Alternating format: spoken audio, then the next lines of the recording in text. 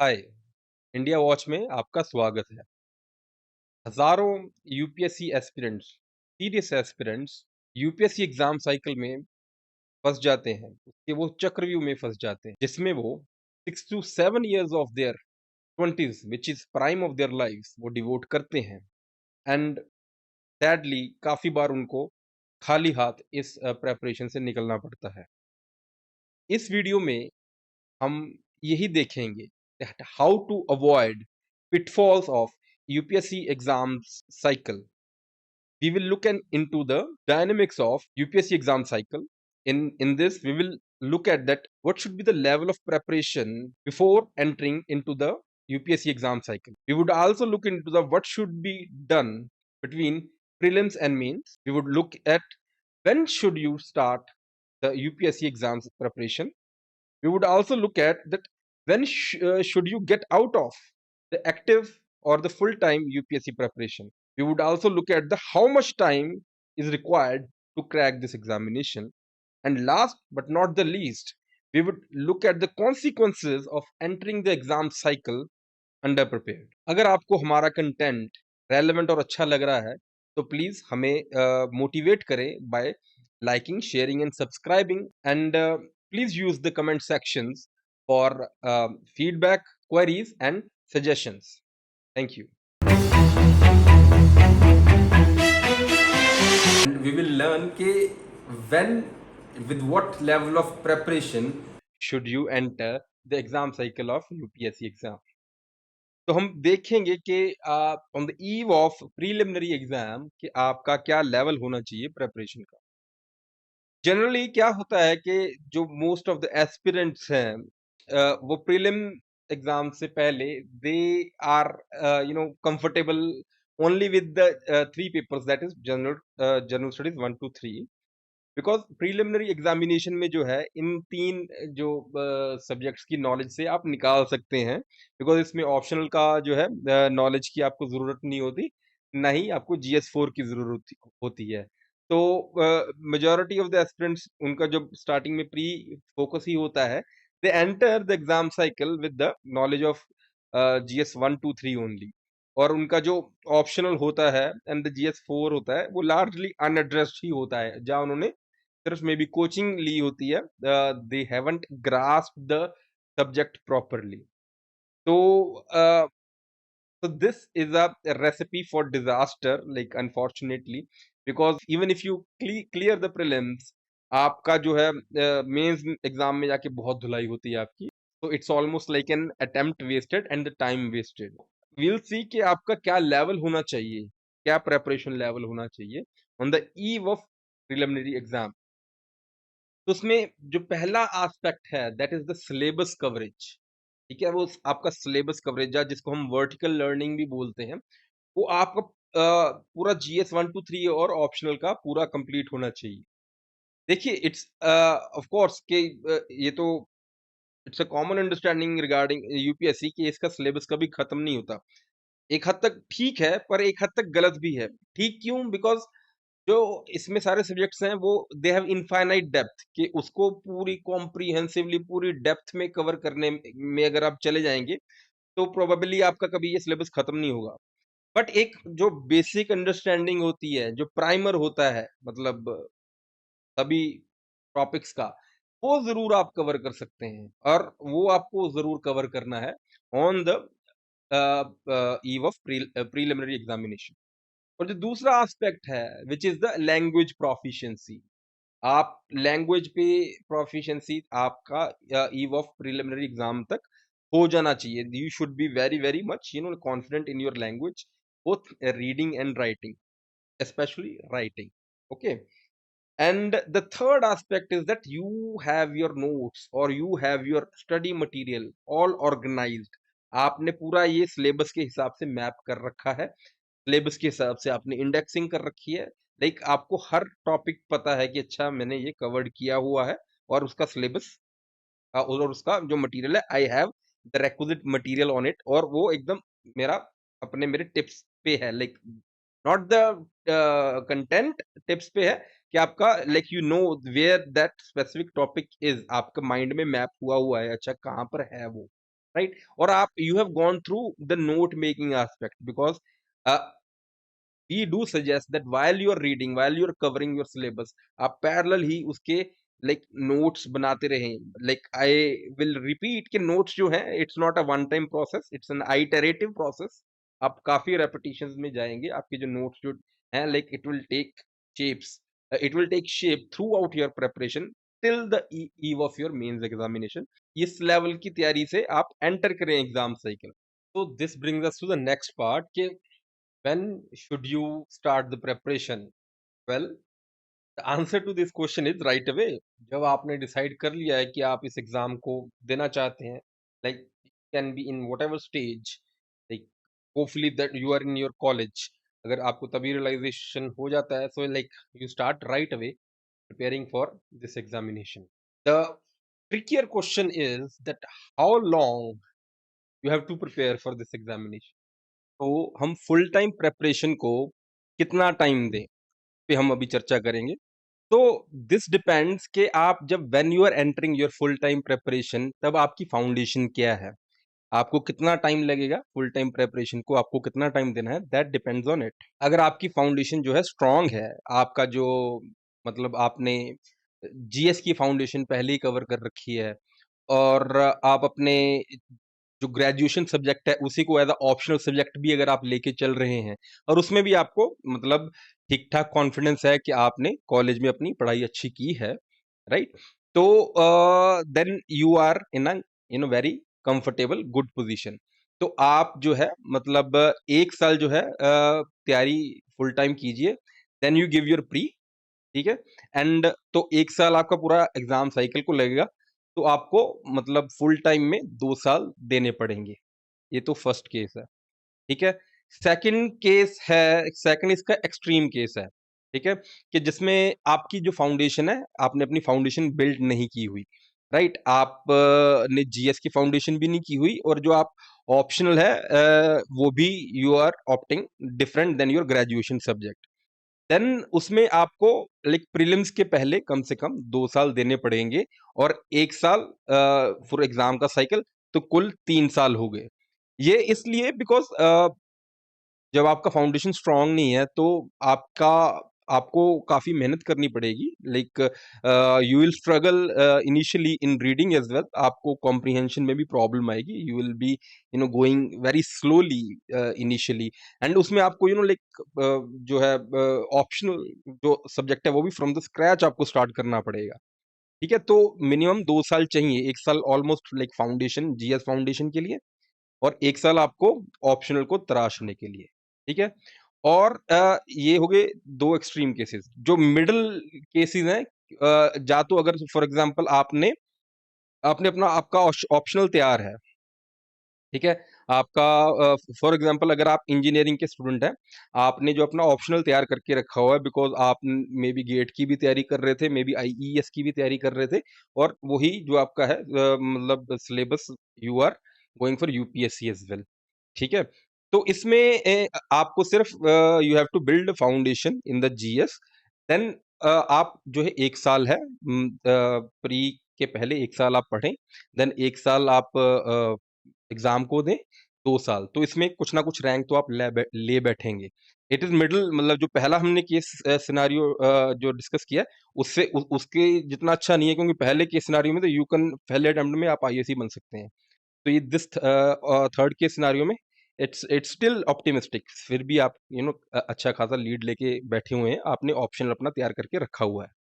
और इसमें एक और केस आ जाता है कि फॉर एग्जांपल आपने अपने जीएस की फाउंडेशन जो है अच्छी बना के रखी हुई है, आपने पढ़ रखा है, अखबार अखबार मैगजीन वगैरह पढ़ते रहे हैं आप, आपको सारी चीजें समझ आ रही है, मतलब सारा कॉन्टेक्स्ट भी समझ आ रहा है, और सिर्फ आपने ऑप्शनल पे ध्यान देना है. फॉर एग्जांपल आपने ऑप्शनल डिफरेंट रखा है अपनी ग्रेजुएशन से, फिर भी आप 1 साल जो है प्री के पहले निकाल के रखें, 1 साल दें, और 1 साल एग्जाम का साइकिल, 2 साल वो हो गए. और इसी में अगर आप फॉर एग्जांपल अगर ऑप्शनल में अच्छे हैं, अगर आप सोशल साइंस सब्जेक्ट है आपके पास, और आपका ऑप्शनल जो है लाइक सॉर्टेड है, तो उसमें थोड़ा आपको इंजीनियरिंग वाले से, जिसका इंजीनियरिंग वाले का ऑप्शनल सॉर्टेड है, थोड़ी एडवांटेज होगी, बिकॉज सोशल साइंस का जनरल स्टडीज के साथ जो है ओवरलैप है. ठीक है? तो ये हो गया कि आपको कितना टाइम लगेगा. सो 2 साल जिनका फाउंडेशन जीएस में सॉर्टेड है या ऑप्शनल सॉर्टेड है या दोनों सॉर्टेड है, 2 साल उसके हो गए। और जिसका मतलब फाउंडेशन एकदम स्क्रैच से ही स्टार्ट कर रहा है, जो एस्पिरेंट है, उसको 3 साल पकड़ के चलिए। तो बेस्ट के सिनारियो में आपको फुल टाइम जो है 2 साल देने पड़ेंगे, और जो वर्स्ट के सिनारियो में आपको फुल टाइम जो है 3 साल देने पड़ेंगे। और हम अब इसमें देखेंगे कि consequences of entering the exam cycle under prepared. For example, हम वर्स्ट के सिनारियो वाले जो है एस्पिरेंट हैं, आपने 1 साल पढ़ा, 1 साल में आपका जो है जीएस 1 2 3 पे आपने होल्ड पा लिया, या आपने जीएस की फाउंडेशन पे आपने होल्ड जो है पा लिया। तो आप you enter the exam cycle, आप प्री देते हैं। वो जीएस की अगर फाउंडेशन पे आपका होल्ड है, आप प्रीलिम्स को क्रैक कर सकते हैं। बट जो फिर आप जो दूसरा एलिमेंट है आपका, ऑप्शनल हो गया, जीएस 4 हो गया, और ऐसे अनएड्रेस्ड पड़ा है, वो 3 महीने में between the prelims and mains आप कुछ ज्यादा कर नहीं पाएंगे। You will be scrambling for things, कि आप बहुत ही पैनिक जो रिडन स्टेट में रहेंगे, कि कभी आपने मे बी जीएस उठा लिया तो आपको पैनिक हो रहा है, आपका ऑप्शनल ढंग से नहीं हुआ, आपने फिर ऑप्शन उठा लिया, फिर आपको जीएस 4 तंग करने लग गया है, वो खटखटा रहा है कि लाइक मुझे भी तैयारी करो। तो एंड उसमें क्या होता है कि you will like most probably fail in the mains examination. और जो 3 महीने का टाइम था उसमें आपने स्क्रैम्बल किया है, यू हैवंट बिल्ड एनीथिंग जिसके ऊपर आप और क्यूमुलेटिवली बिल्ड कर पाओ। उन 3 महीनों में कुछ आपने ढंग का बिल्ड नहीं किया होता, एंड बिकॉज वो 3 महीने आपके लिए इतने ज्यादा स्ट्रेसफुल होते हैं, आप most probably you will go into a extended burnout of 1 to 2 months after mains examination. ये मतलब जो स्टूडेंट्स हैं काफी इसमें इस चीज से निकलते हैं। और इसके बाद जब आप बर्नआउट से बाहर आने की कोशिश कर रहे होते हो, जब जब मास ऑफ जब यूपीएससी का साइकिल दोबारा फिर स्टार्ट होने लग जाता है, कोचिंग वाले घंटियां बजाने लग जाते हैं कि प्रीलिम्स आ गया, प्रीलिम्स आ गया, तो आप फिर वो प्रीलिम्स में फंस जाते हो, मतलब कि उसमें उसकी तैयारी करने लग जाओगे। तो इस केस में जिस बंदे ने वो अपने सेकंड साल में जिसने एग्जाम नहीं दिया, और जिस बंदे ने वो सेकंड साल में एग्जाम दिया था, एंड स्टिल ही और she is entering into their third year, तो जो पहले वाला बंदा है जिसने सेकंड ईयर में अपने एग्जाम नहीं दिया, ही और she will be way better place than the person who has जो अपना एग्जाम साइकिल को अंडर प्रिपेयर्ड एंटर कर गया। बिकॉज कॉम्युलेटिवली उन 3 महीनों में भी कुछ कर नहीं पाया, एंड अगले 2 महीने भी उसने जो है अपनी बर्नआउट में निकाल दी, तो 5 महीने का उसको वहां पे जो है लॉस हो गया है। तो इसको मैं बोलता हूँ चक्रव्यूह ऑफ एग्जाम साइकिल। जो है आपका यूपीएससी एग्जाम साइकिल के चक्रव्यूह में फंस जाते हैं, बहुत स्टूडेंट्स फंस जाते हैं। मैं I myself am victim of this चक्रव्यूह। मैंने 4 मेंस जो है लगातार दिए हैं, बैक टू बैक दिए हैं। एंड जब आप इतने एक्सटेंडेड पीरियड के लिए you are into this thing, आप you are cut off from the whole world, आप मतलब बहुत चीजें, आपकी एफिशिएंसी भी बहुत ज्यादा मतलब धीमी होने लग जाती है, आप उतना मतलब जोश भी नहीं रहता, आप थोड़े पैसिमिस्टिक भी होने लग जाते हो। तो इट्स बेटर कि आप जो पहले है, जो like don't get into this exam cycle अपना under prepared, so that is very important to know. And इसमें ये भी है कि लाइक आपको of course if you are giving yourself 2 years पूरा एकदम तैयारी को without getting into exam cycle, आपका जो सेल्फ डिसिप्लिन और सेल्फ मोटिवेशन वाला जो एस्पेक्ट है वो आपको अधेयर करना पड़ेगा, आपको अपने प्लान्स को अधेयर करना पड़ेगा। There is no room for laxity. और व्हाट वी मेंटेन इज कि आप जैसे फॉर एग्जांपल जो मैक्सिमम 3 इयर्स ऑफ आपने फुल टाइम प्रिपरेशन के बाद, ठीक है ना, like that even that doesn't guarantee that you will get into examination. But अगर आपने वो फुल टाइम 3 साल अच्छे से जो मतलब सही सेट तरीके से तैयारी की है, आपने नोट्स अपने कंसोलिडेट कर लिए हैं, आपने सारी अपनी तैयारी कंसोलिडेट कर रखी है, आपने क्रिस्प नोट्स बना रखे हैं, सो एवरीथिंग जो है आपकी जगड़ में है। Now you can get out of full time preparation. जो आप अपने प्लान बीज हैं, आप जा और अपॉर्चुनिटीज हैं, उनको आप टैप करें। आप अपनी यूपीएससी प्रेपरेशन की जो अपॉर्चुनिटी कॉस्ट है वो आप ना बढ़ाएं, because you will already be in your mid 20s, you would not be earning, वो उसका एक अपना एडेड स्ट्रेस रहता है। And you get into some field, आप कोई जॉब वगैरह सीख कीजिए, जॉब वगैरह लीजिए। एंड मतलब आपने जो बेस अच्छा बना के गए हुए हैं, आप बेस क्या, आप लाइक इन्फॉर्मेशन सब चीज़ों पे मतलब अपनी स्किल्स भी अच्छी तराश के गए हुए हैं। You can any time like अगर आपका जैसे फॉर एग्जांपल प्री देते हैं, प्री हो जाता है, you can any time take a leave और लीव योर जॉब और उस 2-3 महीने मेंस के पहले फिर फुल टाइम एकदम स्लॉग कीजिए and you will have good chances of clearing this exam. Now let us come to the aspect of के what to do between prelims and mains examination. तो हमने आइडियल केस सिनेरियो बनाया है कि जब prelims on the eve of prelims आपकी level of जो तैयारी किया है, आपने सिलेबस कवरेज कर रखी है, that is vertical learning complete कर रखी है, आपने लैंग्वेज पे प्रोफिशिएंसी पा रखी है और आपने जो अपना मटेरियल है, जो अपनी इंफॉर्मेशन है, वो भी ठीक ठाक मैनेज करके रख रखी हुई है और थोड़ी बहुत कंसोलिडेशन भी की हुई है। तो अब इस सिनेरियो में आप what you will be doing between prelims and mains. तो इसमें क्या है, आपका जो है वर्टिकल लर्निंग आपने खत्म कर रखी है, नाउ आपका सारा का सारा फोकस जो है लेटरल लर्निंग में है, हो जानी चाहिए। मतलब इसमें आप वर्टिकल लर्निंग कुछ नहीं कर रहे हैं बिकॉज उसका ये टाइम है भी नहीं अभी, सिर्फ लेटरल लर्निंग का टाइम है। लेटरल लर्निंग माने इंटरलिंकेजेस, जो अलग अलग वर्टिकल्स आपने सिलेबस के बनाए हुए हैं टॉपिक्स के, उनके आपस के बीच के कनेक्शंस जो है वो आ जाएगा वर्टिकल लर्निंग, लेटरल लर्निंग में। इसमें आप जो है एग्जाम रेप्लिकेशन आप अपनी करेंगे, आप वो जो सुबह शाम जो है जैसे मेंस एग्जाम में सुबह शाम पेपर होता है, आप सुबह शाम पेपर दें एंड टाइम बाउंड तरीके से करें एंड बेस्ट केस सिनारियो में आप यू एक्चुअल मेंस से पहले आप 2 मेंस अपने दे लें आप अपने, ठीक है? और इसमें आप अपने एसेस भी बहुत प्रैक्टिस करेंगे। इसमें आप कम से कम 7-8 एसे अपने पूरे फुल जो लिख के देखें और जो ड्राफ्ट ऑफ एसे होता है, वो आप 20-25 बना के देखिए। मतलब अगर आपने ड्राफ्ट बनाना मास्टर कर लिया अपना एसे का, तो समझ लिया आपका essay you will be like poised to get near 150 marks in essay. And draft से क्या होगा कि आप जो लेटर लर्निंग है वो भी बहुत हेल्प करता है, वो काइंड पूरे पूरे टॉपिक्स आपके कंसोलिडेट हो जाएंगे उसमें, ठीक है? एंड इस फेज में you keep looking at the syllabus, syllabus को एनालाइज कीजिए, सिलेबस को पढ़ते रहिए बीच में, वो भी जो है आपकी लेटर लर्निंग में बहुत ज्यादा जो है हेल्प करेगा। और आपके जो नोट्स हैं, जो आपका मटेरियल है, उसको कंसोलिडेशन पे आपका जोर होना चाहिए। वो मतलब कंप्रेस होते जाएं, छोटे होते जाएं, नोट्स की विजिबिलिटी बढ़ती जाए कि आप मतलब जो नोट्स आपने बनाए हुए हैं, मतलब उसमें आपको रीड ना करना पड़े, बस आपको देख के मतलब ऑलमोस्ट लाइक पिक्चर टाइप्स दिखने लग जाए कि आपके सिर्फ कीवर्ड्स दिख रहे हो, आपने हेडिंग सब हेडिंग्स कर रखी है, उतने क्रिस्प नोट्स बन जाएं। तो this should be your priority during between mains prelims and mains. Of course इसमें जीएस 4 की केस स्टडीज और जीएस 4 को भी आपने प्रैक्टिस ढंग से करना है।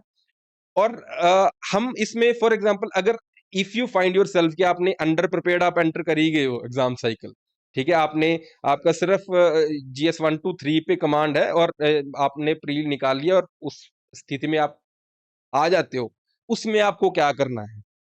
देखिए, इसमें आपको थोड़े से कड़वे घूंट पर भरने पड़ेगी। इसमें कड़वा घूंट क्या है, एक्सेप्ट करना कि ये आपका मीन्स नहीं निकलेगा। तो आई नो बहुत कड़वा घूंट है, पर अगर अगर आप इसको भर लेंगे, फायदे में रहेंगे।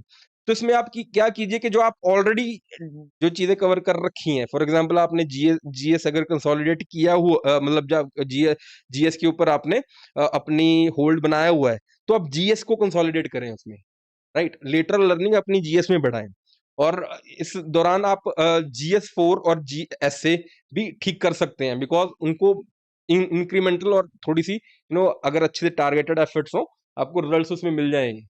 ताकि मतलब इसका मतलब ये है कि आप जो भी कर रहे हैं, मतलब ताकि you can build upon it later. अगर आप स्क्रैम्बल करेंगे हर चीजों में, तो आपकी वो बिल्ड भी नहीं कर पाएंगे जिसके जिसके ऊपर पे आप और मतलब बिल्डिंग बना सकते हैं और you won't get good results in the mains examination as well. और अगर आप फॉर एग्जांपल अगर अपना जीएस कंसोलिडेट कर लें, एसए और GS 4 पे काम कर लें उन 3 महीनों में, एक तो आपको मिल जाएगा, आपकी परफॉर्मेंस दिख जाएगी मेंस एग्जामिनेशन में कि अच्छा कि जो आपने चीजें ढंग से करके आए थे उनमें आपके मार्क्स क्या आ रहे हैं, उसमें आपको आइडिया लग जाएगा, काइंड ऑफ बेनिफिट मिल जाएगा आपको, सॉर्ट ऑफ रियल इवैल्यूएशन मिल जाएगी अपनी कि आपकी knowledge where do you stand. और दूसरा है कि आप का बेस बन जाएगा टू बिल्ड अपॉन इट, और आप बर्नआउट में भी नहीं जाएंगे after the mains examination. And after mains examination you can start building on that foundation further. Yes. और इसी के साथ हमारा dynamics of UPSC exam cycle end होता है। एंड थैंक यू आप वीडियो के एंड तक बने रहे एंड हमारा जो चैनल है इसको लाइक शेयर सब्सक्राइब करना मत भूलें। धन्यवाद।